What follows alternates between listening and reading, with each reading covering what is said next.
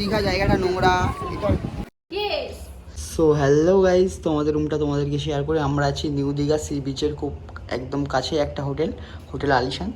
তো রুমটা দেখো, আমাদের এই রুমটা deluxe room, couple deluxe room. তো এই রুমটা আমাদের পড়েছে 3000। তো দেখতে পাচ্ছ রুমের ভিউটা। এখানে অন্য অন্য ক্যাটাগরি রুমও আছে, এখানে 3টে ক্যাটাগরি রুম তোমরা পেয়ে যাবে। সুপার ডিলাক্স আছে, যেমন 4000 টাকায় সুপার ডিলাক্স রুম এখানে পেয়ে যাবে। তো গাইজ আমরা এখন উদয়পুর বিচের কাছাকাছি এসে গেছি।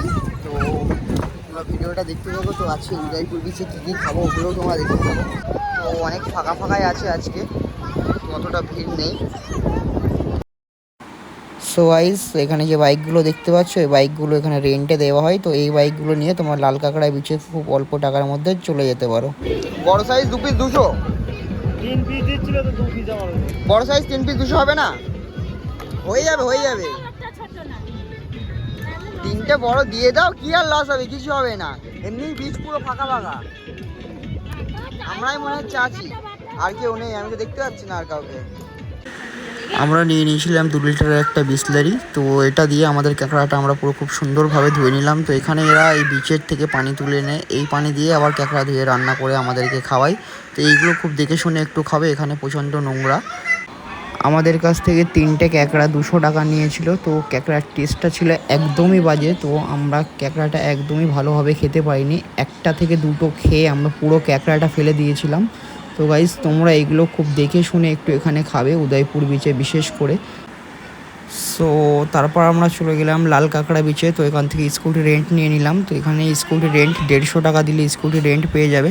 তো এখান থেকে তোমার 1.5 থেকে 2 কিলোমিটার তুমি যেতে পারবে, ওখান থেকে ঘুরে আবার তোমার চলে আসতে হবে। তো ওরা তোমাদের সাথেই থাকবে, চাইলে তোমরা ভিডিও করতে পারো। তো ওরাই আমাদের ফোন ধরে রেখেছিলো, ওরাই আমাদের ভিডিওটা করে দিয়েছে। তো এটাই আমার খুব ভালো লাগলো যে সাথে কেউ না থাকলে ওরা ভিডিও করে দেবে, স্কুটি নিয়েও যেতে পারবে। তারপর আমরা চলে আসি আমাদের হোটেলে সুইমিং করার জন্য। তো আমরা দীঘাতে আসলে আমরা সমুদ্রে সুইমিং করি না, কারণ পানিটা অনেক নোংরা। তো আমরা বেশ কিছুক্ষণ এখানে সুইমিং পুলে মজা করি। মজা করার পর আমরা এখান থেকে প্ল্যান করি যে আমরা রাতে যাব ওল্ড দীঘা। তো ওল্ড দীঘা যাওয়ার পরে কিছু কেনাকাটা করব, করে ওখান থেকে চলে আসবো। তো চলো গাইজ ভিডিওটা দেখতে থাকো। আমরা এই মাছ কিনলাম এখান থেকে, আর রান্না করব।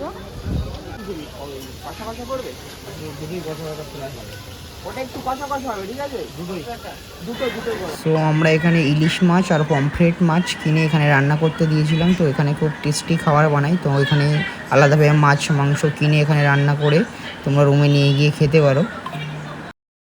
এখন টেস্ট করছি চিকেন টিক্কা। তো দেখতে পাচ্ছ এই দোকানটা একদম পুরো বিচের অপোজিট সাইডে আছে, এটা ওল্ড দীঘাতে। তো তোমরা এখানেও ট্রাই করতে পারো। আমরা 3-4 প্লেট খেলাম এখানে, তো খুব সুন্দর বানিয়েছে। I love Indian momo house দোকানটার নাম। তো এখানকার খাবার দাবার খুব টেস্টি। তো ওখানে আসলে কেউ একবার টেস্ট করবে একদম। তো গাইজ আমরা এখন আছি ওল্ড দীঘাতে। আর ওল্ড দীঘা মানে একটু শপিং যারা পছন্দ করে তাদের একটু ওল্ড দীঘা আসা দরকার। তো এরকম টাইপসের কিছু কেনাকাটার দোকান আছে। তো দেখতে পাচ্ছ সবাই কেনাকাটা করছে। এই যে বিচের ধারে হাঁটার এই যে খোলা একটা হাওয়া, এই হাওয়াটা এই তোমাদেরকে বোঝাতে পারবো না। বিচে দেখো দীঘায় এসছি, তো দীঘা জায়গাটা নোংরা, এটা ঠিক আছে, কিন্তু এখানকার যে পরিবেশ এটাও বাজে, সেটা ঠিক আছে। কিন্তু আমরা আসি দীঘাতে, বিশেষ করে আমি আসি যে কবার এসছি, আমি তো একবারও সুইমিং করিনি দীঘাতে। তো বিচে নামি না, কিন্তু বাকি মজাগুলো সব কিছু ঠিকঠাক আছে। যেমন কেমন হাওয়া হচ্ছে, ফিলিংসও আমাদের বোঝাতে পারবো, আলাদা একটা মজা হচ্ছে এটা। তো আমরা এখন যাচ্ছি মন্দারমণিতে। তো আমরা রুমটা চেক আউট করে দেবো। তো এখন 9:30 বেজেই গেছে। তো আমরা রুমটা চেক আউট করবো, এখান থেকে যাবো মন্দারমণিতে। তো মন্দারমণিতে গিয়ে আজকে যদি ওখানে ভালো লাগে, তো তুমি কি স্টে করতে চাও? সবসময় তো ভালো লাগুক আর না লাগুক, তুমি তো ওটাই চাও সবসময়। তো বাইরের ভিউটা রাতে দেখাতে পারিনি, তো এখন দেখি। একদম দেখো বাইরের ভিউটা কিছু এরকমই ছিল। তো আমরা রুমটা এখন চেক আউট করবো। Let's go guys. খোলো।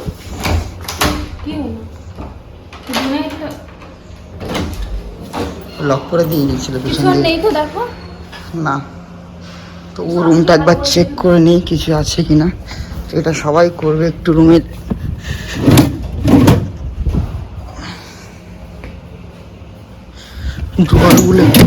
ডোরগুলো একটু চেক করে নেবে।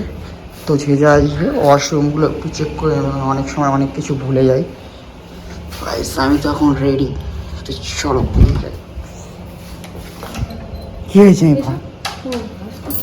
চলো এই যে আমরা এখন এসে মন্দারমণি থেকে দেখো মন্দারমণি বিচটা পুরো ফাঁকা ফাঁকা ভাবছি যে এখন নিচের দিকে নামবো কি নামবো না আর নিচের দিকে নামলে অনেকক্ষণ টাইম স্পেন্ড করতে হবে তারপর উপরে আসবে নাহলে ভাই কাদা ফাদা লেগে যাবে দেখতেই পাচ্ছ এখন নিচের অবস্থা খুব খারাপ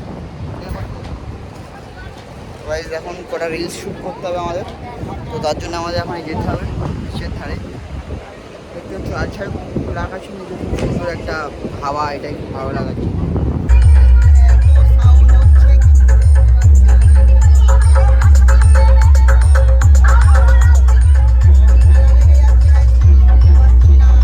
তো গাইস আমরা এখন মন্দারমণি থেকে চলে এসেছি পেটুয়া ঘাট এই যে পিছনে দেখতে পাচ্ছ বোট পেটুয়া কি ঘাট এটা পেটুয়াখালী ঘাটে আমরা আছি এখন বর্তমানে এই যে এখানে বোটগুলো দেখতে পাচ্ছ এখন এটা করে আমরা যাবো এখন ওই পাটটাতে এই দেখছো সবাই যাচ্ছে এইদিকেও যাচ্ছে তো আমরা ওই পাটটাতে যাবো ওই পাটটার নাম কি জানো ওই জায়গাটা হিজরা শরীফ মাজার তো ওখানে কিছু চর আছে কিছু দেখার জন্য ভালো ভিউ তো কীরকম ভিউ চলো গিয়ে দেখি তো আমরা দীঘা থেকে মন্দারমণি থেকে এখন হিজরা শরীফ যাচ্ছি তো ভিডিওটা মনে হচ্ছে আমার হিজরা শরীফে গিয়ে ওখানেই ভিডিওটা শেষ হয়ে যাবে ওখানেই লাস্ট ভিডিও থাকবে তো চলো গাইস দেখতে থাকো সো এখানে এসে আমি কিছু ছবি ক্লিক করে নিলাম তো খুব সুন্দর সুন্দর এখানে কিছু ছবি উঠছে তো তোমরাও চাইলে এখানে সুন্দর সুন্দর ছবি ক্লিক করতে পারো